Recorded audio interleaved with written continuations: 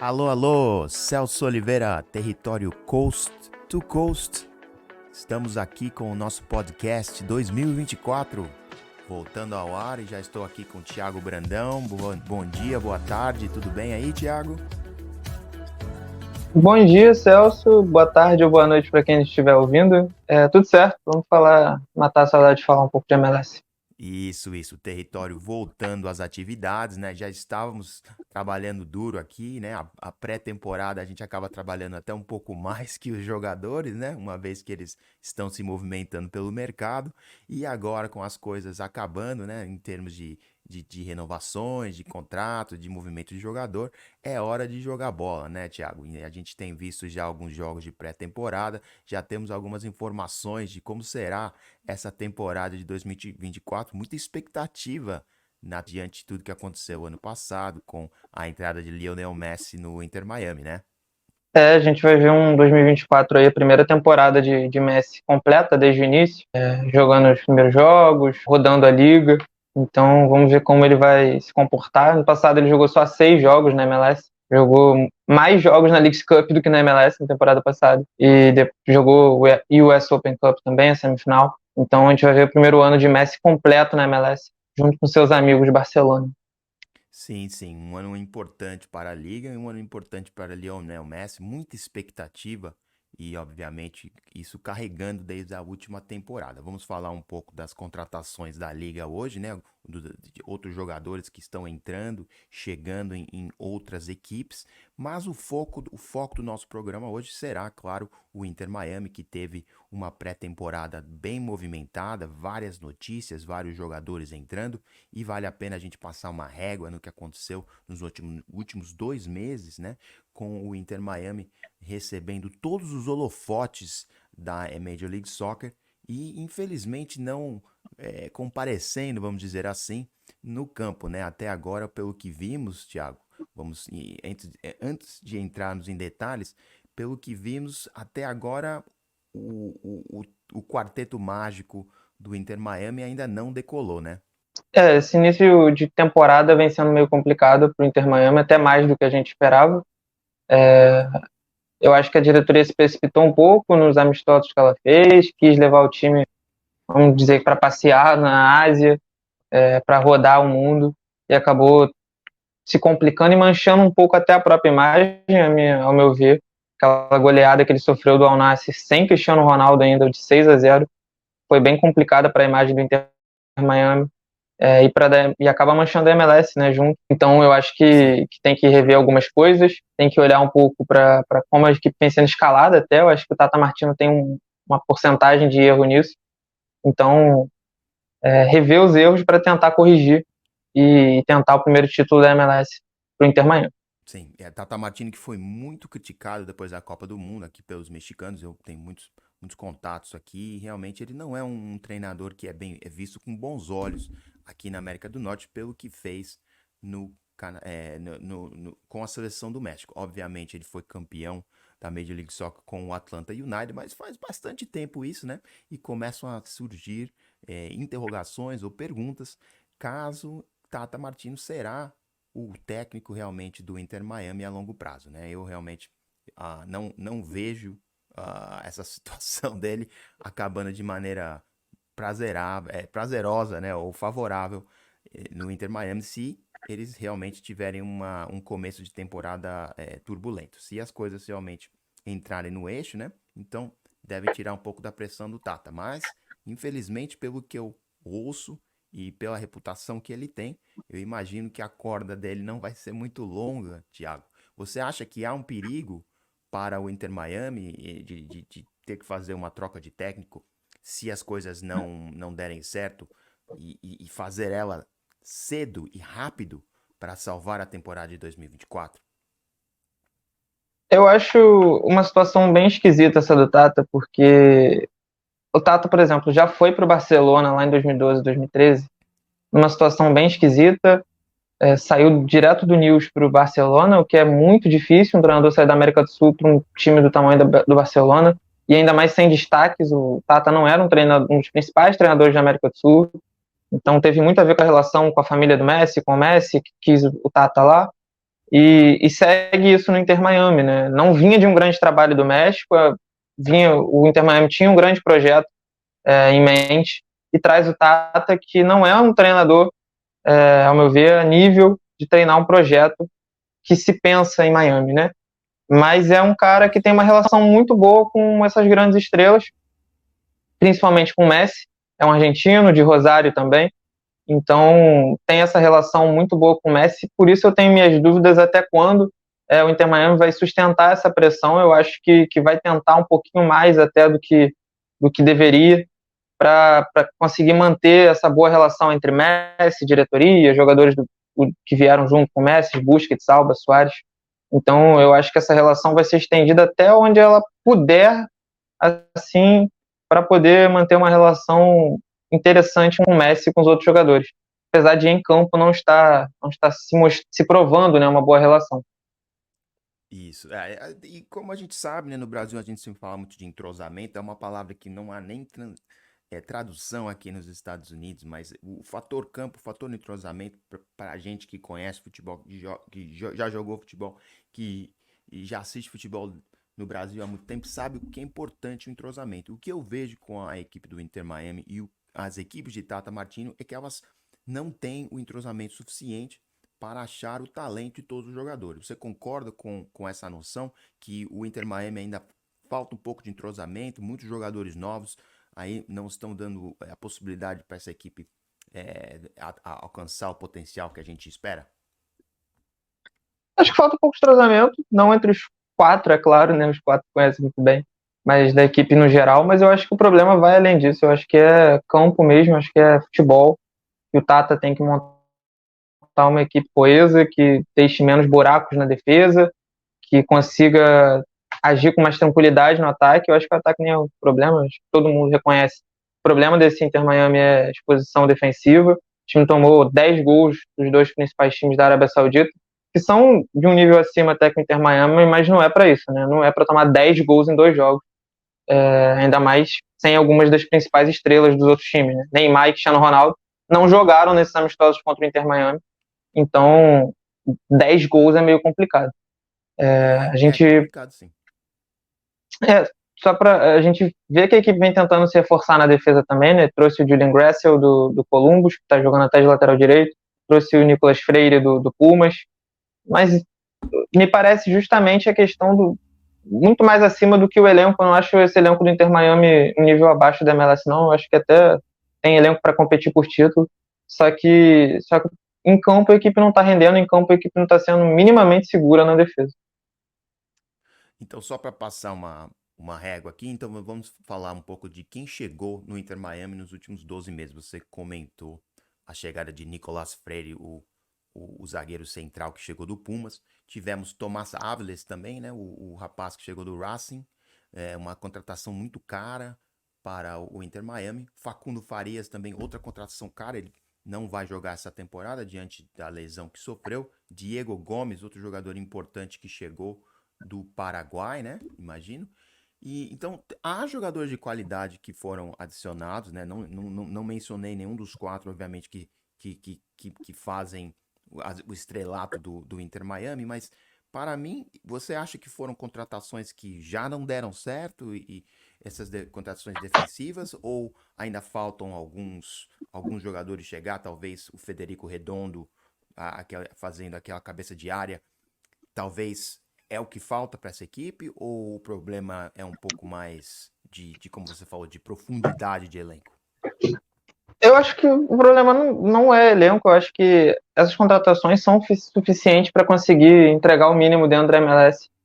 A gente sabe que o nível defensivo da MLS não é do mesmo nível, por exemplo, Tão que alto. os ataques da MLS, né? Então, tem muitas defesas não tão boas que conseguem ir longe na MLS, e algumas defesas boas que não vão justamente porque não são suficientes. A gente vê o Union aí, que é uma boa defesa, batendo vários anos e não conseguindo título. Então, eu acho que Áviles, Gressel, Jordi Alba, querendo ou não, é um lateral esquerdo de alto nível. O, o, o Nicolas Freire, boa contratação do Puma, já teve passagem aqui no futebol brasileiro, não são jogadores assim de um nível baixo, não é. É um nível razoável para alto dentro da MLS. Então, eu acho que também vai muito do Tata de conseguir consertar essa defesa. O Busquets teve uma lesão agora, mas também é um jogador ali na entrada da área que, de certa forma, ajuda. Tinha o Gregory, que acabou sendo vendido agora para o Botafogo, mas é um time capaz de se defender muito melhor do que está se defendendo. E aí, quando passa dos jogadores, é porque o técnico está fazendo alguma coisa de errado. Concordo com você. Acho que a única coisa que eu falo, que falaria que aqui não é, obviamente, responsabilidade do técnico, foi a saída do zagueiro Kamal Miller, que o canadense, que acabou em Portland, foi trocado, né? E realmente ele era o melhor zagueiro da equipe. E eu fiquei muito assim, sem entender o porquê que eles resolveram fazer essa decisão, porque para mim ele era um pilar dessa defesa, né? E acabou indo pro Portland. Vitória do Portland nessa para mim, né? É Concorda? muito complicado entender, né? É muito complicado entender porque, ainda mais porque eles pegaram o Kamal Miller no ano passado. Então você Uhum. pega o cara projetando que ele vai ser o zagueiro titular do seu time. Ele é melhor, por exemplo, que os outros zagueiros que o Inter Miami tinha disponível, o Kristov e companhia. Então era mais fácil você tentar negociar esses outros caras e manter ele. Eu não acho que o nível do Nicolas Freire também seja tão acima dele. Mas vamos ver como vai funcionar isso. Eu acho que o Inter Miami, se conseguir ajustar minimamente essa defesa, tem capacidade para conseguir brigar por coisas grandes dentro da MLS, com a Champions e companhia. O Eu acho que o elenco Yedlin. é Fala. bom. Uhum, Não, eu ia perguntar, o Yedlin machucado no momento, né? sim. Que Eu acho que quem vai jogar na lateral falou do direita é Gressel o jogando de Gressel, né? lateral. Uhum. Isso, eu acho que o Gressel vai fazer essa lateral até arrumarem alguma coisa, porque no meio de campo a equipe tem mais opção. Tem o Diego Gomes, o paraguaio, que recentemente foi classificado para as Olimpíadas junto com o Paraguai, um dos destaques do pré-olímpico. Tem Jean Mota, tem Cremaschi, tem Busquets, tem uma galera para o meio de campo, enquanto para lateral ali o Yedlin faz muita falta. Então eu acho que o Gressel, pelo menos até o Yedlin voltar, vai fazer essa função. Mas vamos ver como que o Inter Miami vai se movimentar nessa reta final de janela. Eu acho que eles ainda vão tentar buscar mais opção aí, nem que seja jogador livre no mercado ou alguma coisa para compor esse elenco. Você acha mesmo, Thiago? Porque isso agora, vamos falar de outro tópico importante, algo que está aqui fazendo notícias nos Estados Unidos e no futebol mundial, o fato de que foi publicado em vários lugares, né? Que o Inter Miami está com problemas financeiros. Por quê? Quem conhece a liga, quem conhece a Major League Soccer, sabe que temos um teto salarial que tem que ser observado por todas as equipes. E uma vez que elas passam desse teto, elas são penalizadas. E se elas não fazem é, mudanças no seu elenco, a liga pode penalizá-las ainda mais, como foi o fato que aconteceu, né? Com o Inter Miami alguns anos atrás, com a contratação do quarto designated player Matuidi, acabou se dando muito mal nisso. Então, estamos aqui mais uma vez, 2024, Lionel Messi no meio desse elenco e temos esse problema financeiro em que a liga, em que o Inter Miami me parece ter passado do teto salarial da liga. O que deve fazer a equipe do Inter Miami para manter-se competitiva? Você falou, tem que trazer mais jogadores, né? Mas ao mesmo tempo estão com problemas financeiros, como sabemos, e que já resultou na venda de um jogador importante como o Gregor. Então, o que deve, o que eles podem fazer no momento, né? E em termos de contratação, e o que você acha que isso vai acontecer? Qual é o efeito que isso vai ter na contratação do Redondo, né? O jogador argentino que já estava certo, tudo pronto para chegar ao Inter Miami. Falando primeiro do Redondo, o que está se falando muito na Argentina, nenhuma fonte ainda dos Estados Unidos confirmou tão forte, mas é que a negociação acabou caindo por causa das regras salariais da MLS, das questões financeiras. Eu acho muito ruim para a MLS quando você perde um talento do nível do Redondo, que estava disposto a vir para a Liga, estava disposto a jogar nos Estados Unidos, por causa do teto salarial, por causa das regras salariais. Mas é o que é, você não vai mudar agora, né? Nunca mudou. Eu acho que não vai ser o Inter Miami que vai conseguir transformar isso. E eu acho que isso, certa, tem seus pontos positivos e seus pontos negativos dentro da liga. Se a gente tem um equilíbrio tão grande na MLS de campeões, de alternância, é por causa disso. Então, eu acho que tem seus pontos positivos, sim. Mas é curioso para ver como que a liga vai lidar com isso, como vai andar essas investigações. Eu acho que vai ser complicado se o Inter Miami tiver que começar a vender todo mundo e o time voltar ao nível que era antes de Messi, só que com o Messi. Vamos ver até onde eles aguentam isso. Mas eu acho que não vai ser, não. Acho que vão dar uma passada de pano. Talvez o Inter Miami tiver que vender um ou outro jogador, igual já vendeu o Gregory. Talvez o Jean Mota seja negociado, que também não vinha jogando. Vamos ver como eles vão fazer isso e como vai ser esse malabarismo que a Liga vai fazer para conseguir lidar com isso. É a liga que foi muito criticada na entre-temporada, alguns meses atrás, por não ter feito modificações salariais, né, que dariam mais flexibilidade às equipes, principalmente equipes como o Inter Miami, que estão dispostas a gastar, né, mas realmente batem nesse teto salarial quando tentam trazer alguém que tem um pouco mais de cacife ou montar uma equipe mais competitiva. Foi o caso também que aconteceu aqui com a equipe que eu cubro, o Los Angeles Football Club, que teve que desmontar, né? Certas.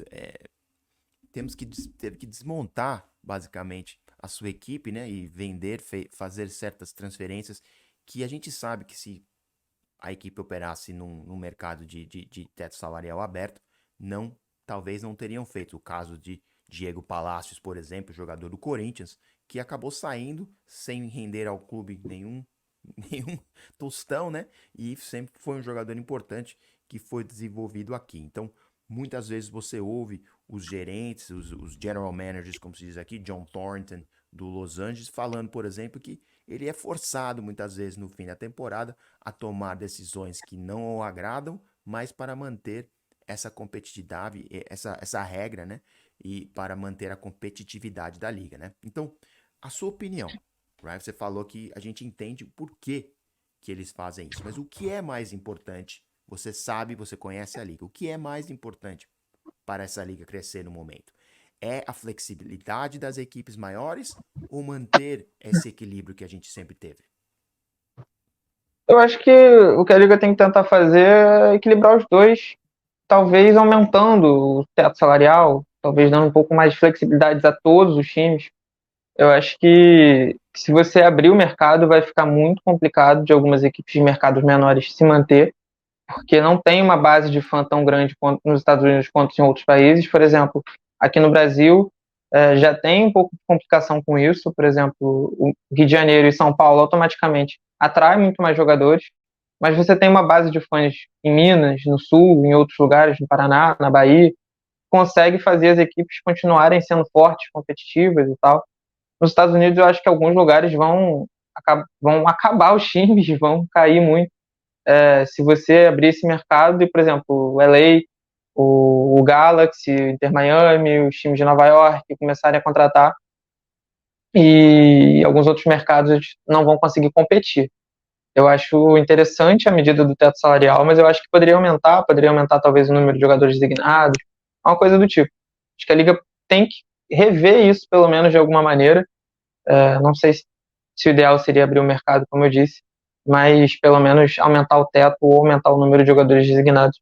Seria interessante, mas esse é um debate longo que a gente não vai levar. Não, né? Não, não vamos entrar nele, mas eu só queria saber a sua opinião, porque a gente vê aqui Uhum, mais um exemplo de talvez machuca, né? Machuca a imagem da liga fora do país e as pessoas que não entendem as regras salariais como a gente ficam pensando, mas por que isso, meu Deus, né? Então isso acho que também mancha um pouco a liga, porque a gente entende as razões, mas a pessoa que está tentando se desenvolver um relacionamento com a liga, com os jogadores, acaba desenvolvendo um anti, não vou falar, né? Mas acaba um sentimento anti-liga, né? Pelo fato sim. dela ser tão controlada assim. Mas como falamos, né? É um tópico muito grande para outro programa e realmente falaremos disso muito porque esse tópico não vai acabar em breve. Mas Só precisamos um falar de outras comentário equipes rápido, também, né? Fala. só um último comentário rápido sobre essa questão salarial. É muito ruim para a liga também, porque quando você pega por exemplo, uma Conca Champions e você vê um Tigres investindo uma grana pesada, um América investindo uma grana pesada, Monte Rey vindo aqui tirando o Brandon Vasquez, o Chivas indo aqui nos Estados Unidos e tirando o Cade Powell. É complicado para você competir em nível continental. A gente vai ter o Super Mundial aí, que o Sounders já está garantido e pode ter mais uma equipe da MLS como mandante do campeonato. Como que você compete tendo limitações para fazer qualquer movimento no mercado? É muito complicado. Então, eu acho que isso é uma coisa que a Liga pode rever pensando um pouco mais na expansão mundial aí da MLS. É um malabarismo mesmo. Mas a verdade é essa, Thiago. 3 anos atrás não estávamos falando disso. Então a liga também ela é conservadora, né, Sim, nesse aspecto e está observando, né, essas modificações e sendo um pouco mais cautelosa em fazer modificações que podem machucar até as franquias menores da liga, né? Porque realmente é um mercado muito frágil. A gente sabe que muitas das sim. franquias ainda perdem dinheiro, são bastante. eh, Elas precisam das pessoas irem aos estádios. A renda de estádio é muito importante para os bolsos do clube, né? Então a liga vê isso tudo como uma proteção para que essas franquias, muitas delas que entraram no ar 3, 4 anos atrás, consigam florescer e se desenvolver em grandes equipes, né? Porque, como a gente sabe, né? Roma não foi construída em um dia, Thiago, como se diz aqui. Ou dois, não sei. Mas vamos falar um pouco então das outras equipes. Já falamos o suficiente do Inter Miami, dos Rosinhas. E não precisamos falar, obviamente, das contratações, das outras contratações. O Luiz Soares chegou aqui, né? E ainda não mostrou o seu melhor futebol, mas eu tenho certeza que ele vai mostrar sim. Mas gostaria de falar um pouco das outras contratações que as outras equipes fizeram e focar um pouco nos jogadores sul-americanos que estão chegando na liga no momento. Vamos começar um pouco com um jogador que você há muito tempo está seguindo essa trajetória dele chegar na liga, que é o Pedro de la Vega. O que você sabe dele? Fala um pouco do jogador pra gente. O que você espera dele no Seattle Sounders esse ano? Eu tenho expectativas muito interessantes para o Seattle esse ano. Eu acho que é uma equipe que, diferente de muitos outros favoritos, se mexeu muito pouco no mercado, perdeu muitos jogadores e manteve uma base, perdeu poucos jogadores, no caso, né? E manteve uma base muito sólida.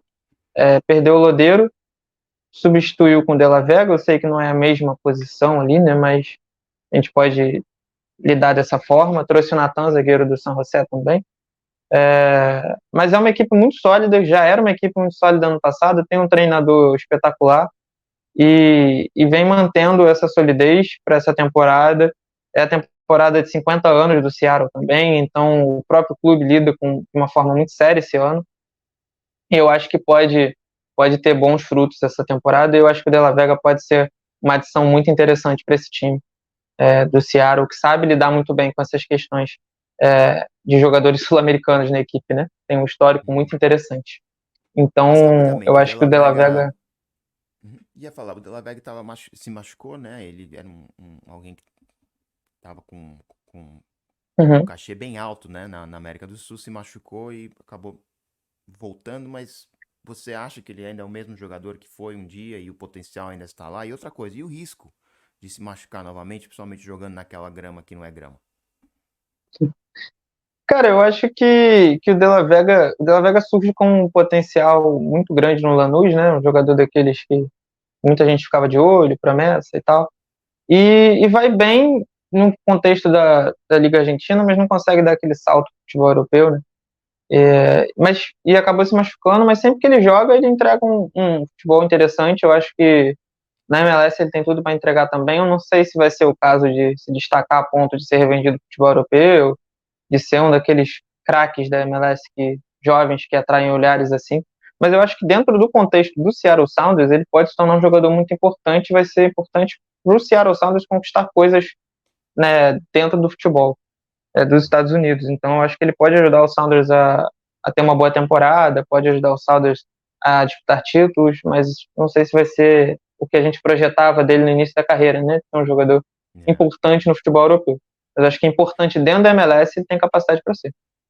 Seattle Sounders que vai abrir a temporada contra o Los Angeles Football Club, a equipe aqui em Los Angeles.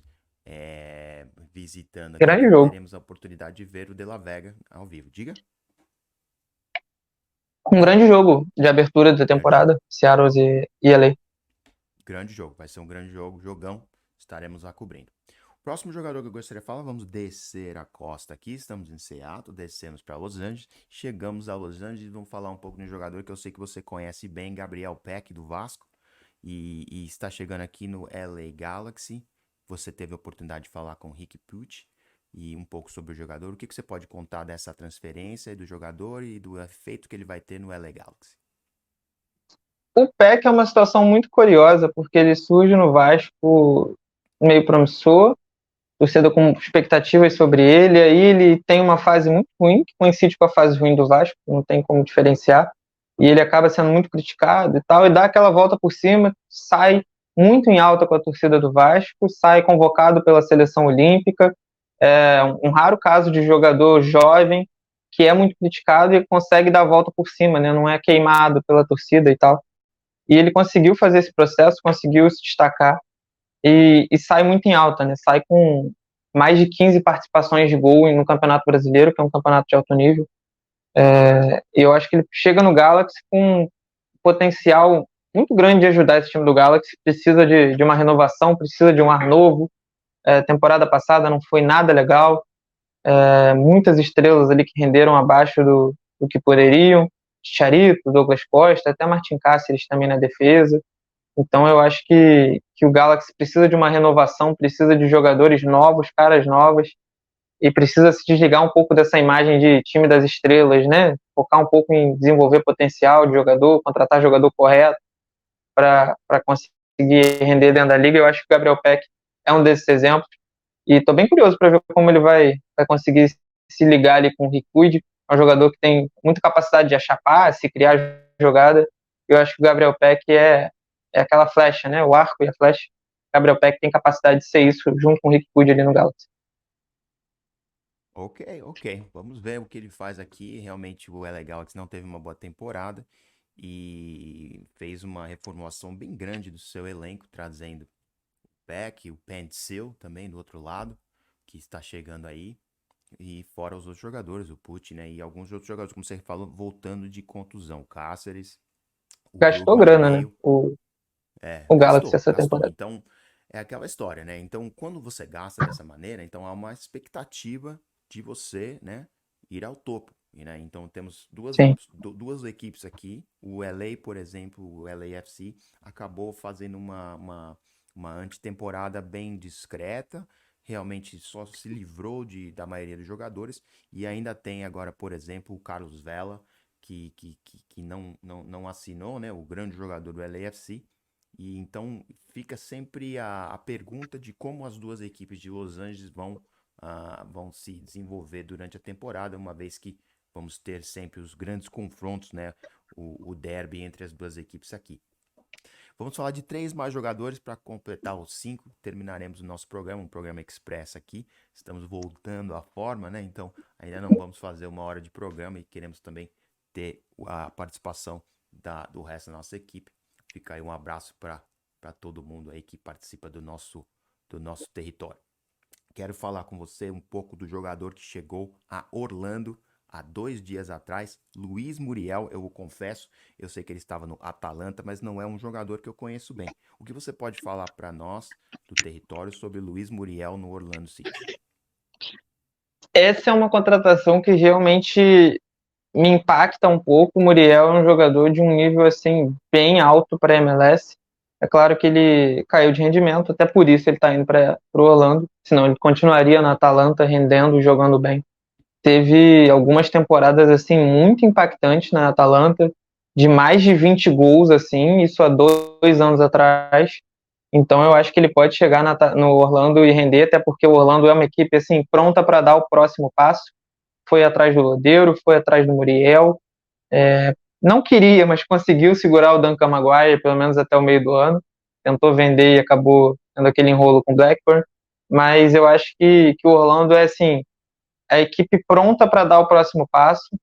E eu acho que é uma das grandes favoritas a conseguir ir longe nesse ano. e brigar por coisas grandes, tanto seja a Copa Champions, o US Open Cup ou a MLS. Eu acho que é um time que tem elenco, tem jogadores jovens e tem muito potencial de conseguir desenvolver um bom futebol esse ano. Tem Facundo Torres ainda em altíssimo nível, tem Duncan Maguire, tem Martin Ojeda, que chegou ano passado e não conseguiu se desenvolver tão bem, mas eu acho que segundo ano a tendência é que ele esteja ainda mais adaptado. César Araújo, eu posso ficar falando o dia inteiro aqui de jogadores interessantes do Orlando, porque realmente é uma equipe assim pronta para dar esse próximo passo e com um grande trabalho do Pareja no comando. E você também, não podemos deixar de falar dos dois brasileiros, né, no comando do Orlando City, Luiz Musi e Ricardo O Moreira. Ricardo Moreira e o Luiz Musi, os dois É, que estão à frente desse projeto do Orlando City e fazendo um grande trabalho, né?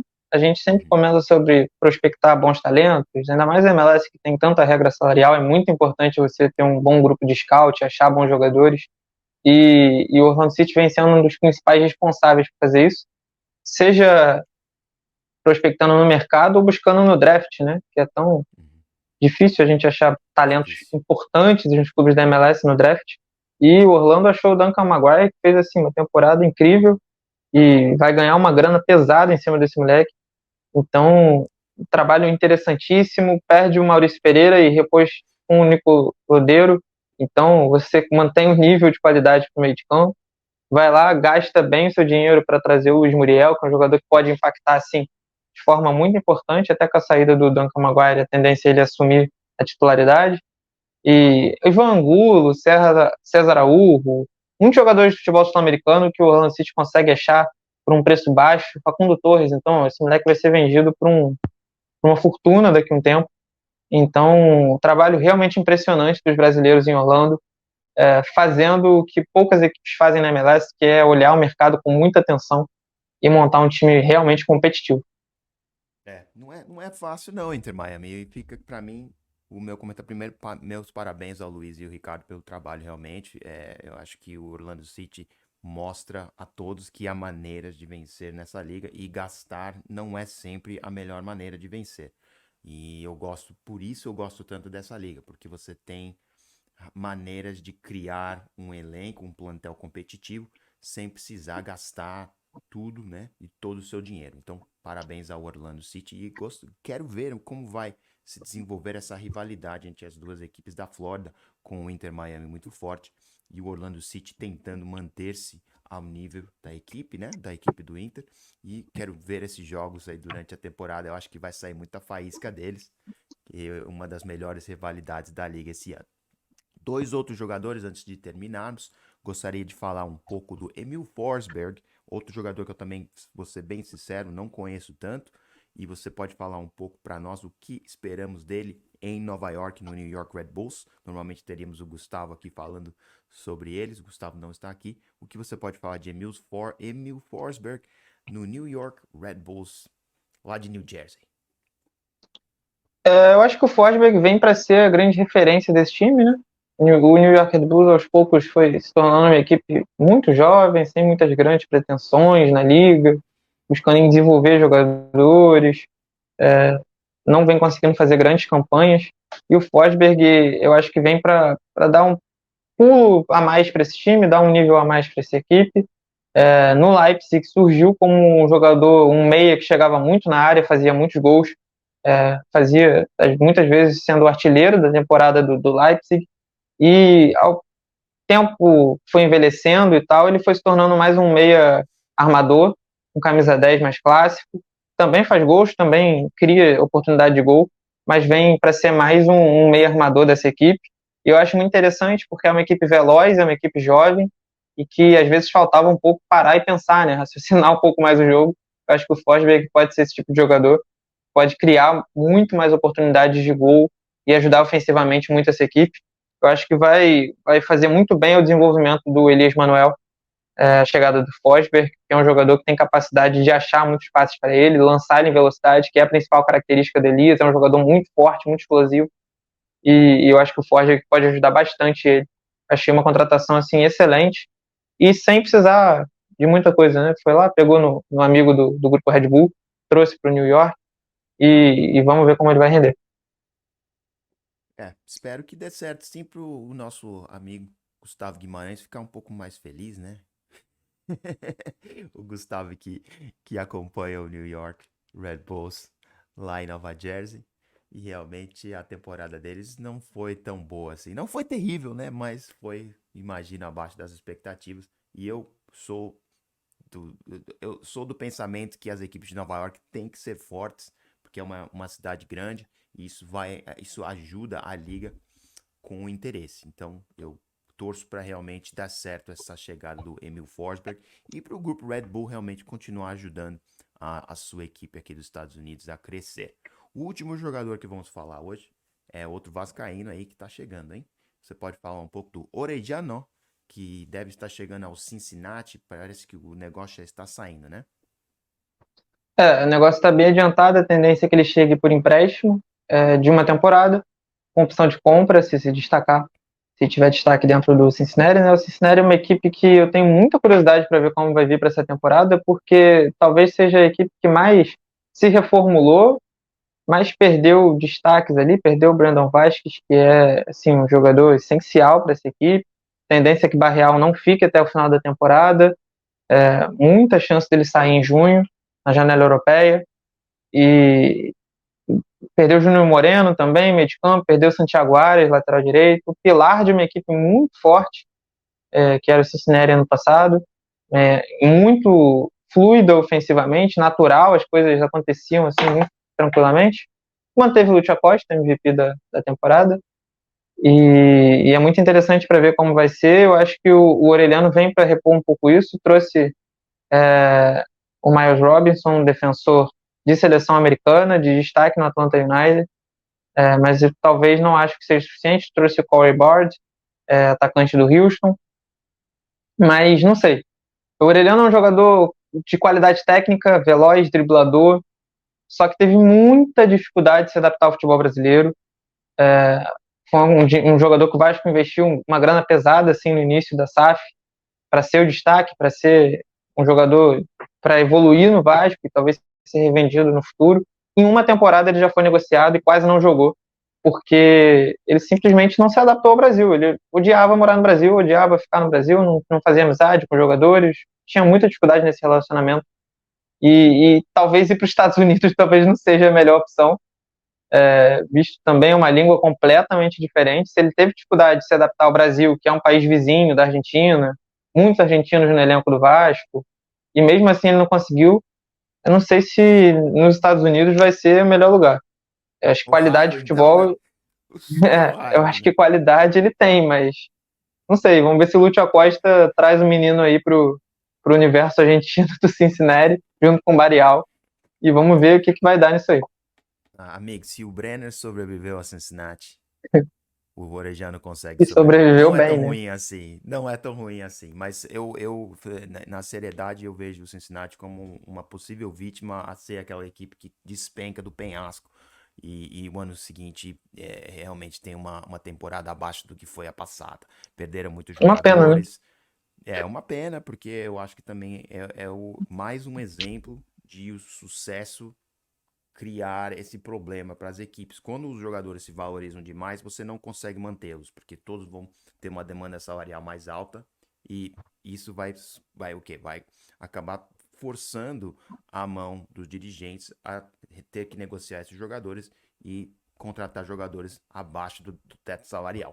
Foi exatamente o que falou o John Thornton e o Steve Cherundolo aqui no LAFC quando eles fizeram as decisões, como eu falei antes, de vender jogadores. Venderam diversos jogadores para o exterior e tiveram que fazer reformulação de plantel também aqui. Por exemplo, Edward Atuesta, outro jogador que está chegando no Brasil, não teve sucesso lá e volta aos Estados Unidos agora no LAFC em desconto, né, para conseguir para a equipe, mais uma equipe tentar ficar abaixo desse teto salarial. É um problema e essa situação começa, no meu ver, uma pequena erupção. E isso talvez seja o que a gente precisa para que a Liga, nesse verão, tome decisões para mudar essas regras salariais que tem.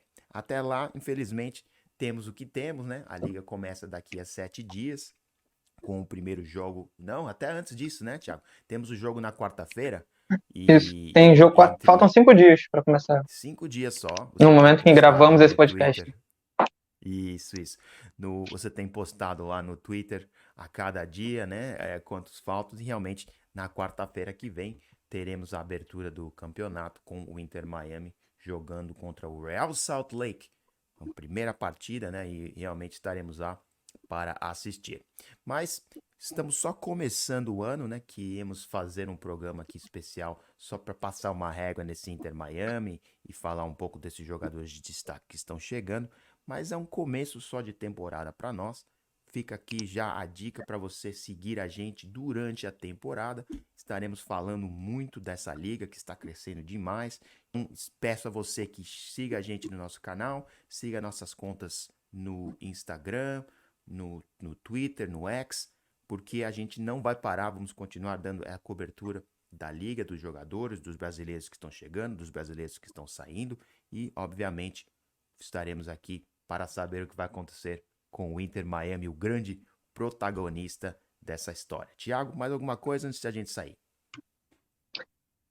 Só um comentário rápido sobre essa questão do salário. Última coisa sobre essa questão das regras salariais. Eu acho que o ponto que vai ficar insustentável é quando os clubes realmente começarem a perceber o prejuízo que eles estão levando em algumas coisas, porque é muito jogador de graça saindo assim. O Palácio saiu de graça para o Corinthians, o Acosta saiu de graça para o Chicago Fire, o Crepô saiu de graça para o Portland Timbers. No Cincinnati, você perde o Santiago Arias de graça, você perde o Júnior Moreno de graça. E você não vai conseguir repor tantos jogadores de graça. Você vai ter que pagar uma grana para trazer jogador e vai perder eles de graça. E uma hora isso vai começar a ficar insustentável. E última coisa, fazendo agora o meu merchan, fiz uma entrevista bem legal com o João Paulo do Seattle Sounders, está lá no site. Jogador, um dos principais jogadores brasileiros na liga, jogador com muita história já no Seattle Sounders, então quem quiser conferir lá, ficou bem legal. João Paulo que teve um 2023 assim muito importante para ele, retomou uma lesão muito séria e conseguiu ir muito bem. Então quem quiser, olha lá no site que está lá a entrevista bem legal com o João Paulo. João Paulo é veterano dessa liga, está aqui há muitos anos e realmente é referência para nós e tudo que está acontecendo, onde a liga está seguindo. Um abração para ele e a colaboração que ele sempre dá para nós.